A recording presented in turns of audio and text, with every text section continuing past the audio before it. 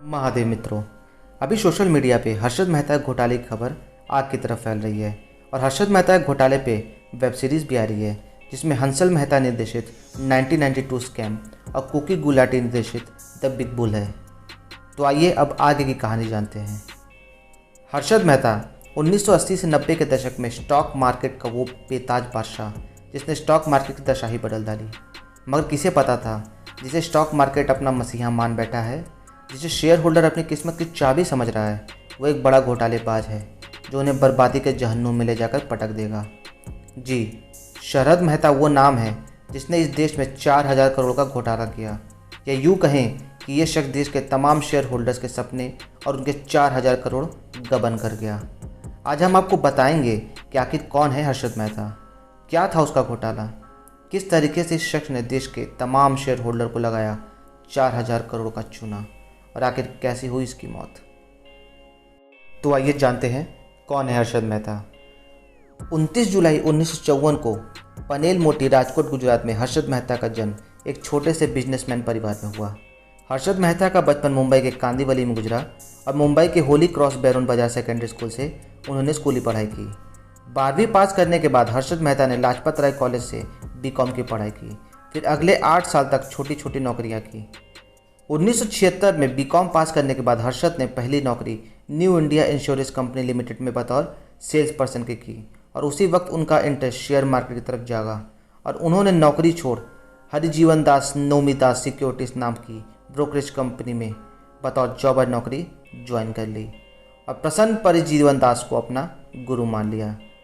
प्रसन्न परिजीवन दास के साथ काम करते हुए हर्षद मेहता ने स्टॉक मार्केट के हर पैतरे सीखे और 1984 में खुद की grow more research and asset management नाम की कंपनी की शुरुआत की और बॉम्बे स्टॉक एक्सचेंज में बतौर ब्रोकर मेंबरशिप ली।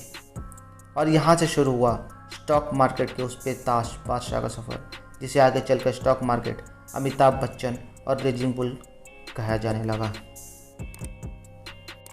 आइए अब जानते हैं कि क्या था हर्षद मेहता घोटाला। 1990 के दशक में हर्षद मेहता की कंपनी में बड़े इन्वेस्टर पैसा लगाते थे, मगर जिस वजह से हर्षद मेहता का नाम स्टॉक मार्केट में छाया वो एसीसी यानी एसोसिएटेड सीमेंट कंपनी में उनका पैसा लगाना शुरू किया। हर्षद मेहता के एसीसी के में पैसा लगाने के बाद मानो एसीसी के भाग्य बदल गए, क्योंकि एसीसी का जो शेयर 200 रुपये का था उसकी कीमत कुछ ही समय में 9,000 हो गई। 1990 तक आते आते हर्षद मेहता का नाम हर बड़े अखबार, मैगजीन के कवर पेज और आए दिन छपने लगे। स्टॉक मार्केट में हर्षद मेहता का नाम बड़े अदब से लिया जाने लगा। हर्षद मेहता के 1550 स्क्वायर फीट के सी फेसिंग पेंट हाउस से लेकर उनकी महंगी गाड़ियों के शौक तक सब उन्हें एक सेलिब्रिटी बना दिया और उनके ये सब के शौक हमेशा अखबारों में छपते रहते थे। ऐसा पहली बार हो रहा था कि कोई छोटा सा ब्रोकर लगातार इतना इन्वेस्ट कर रहा है और हर इन्वेस्टमेंट के साथ करोड़ों कमा रहा है। बस इसी सवाल ने हर्षद मेहता के अच्छे दिनों को बुरे दिनों में तब्दील कर दिया। सवाल था कि आखिर हर्षद मेहता इतना पैसा कहाँ से ला रहा है। 1992 में हर्षद मेहता के इस राज से टाइम्स ऑफ इंडिया के पत्रकार सुचेता दलाल ने इस राज का पर्दाफाश किया। सुचेता दलाल ने बताया कि हर्षद मेहता बैंक से एक 15 दिन का लोन लेता था और उसे स्टॉक मार्केट में लगा देता था, साथ पैसा मुनाफे के साथ में लौटा भी देता था। हर्षद मेहता एक बैंक से फेक बीआर बनवाता था, जिसके बाद उसे दूसरे बैंक से भी आराम से पैसा मिल जाता था। हालांकि इसका खुलासा होने के बाद सभी बैंक ने उसे अपने पैसे वापस मांगने शुरू कर दिए।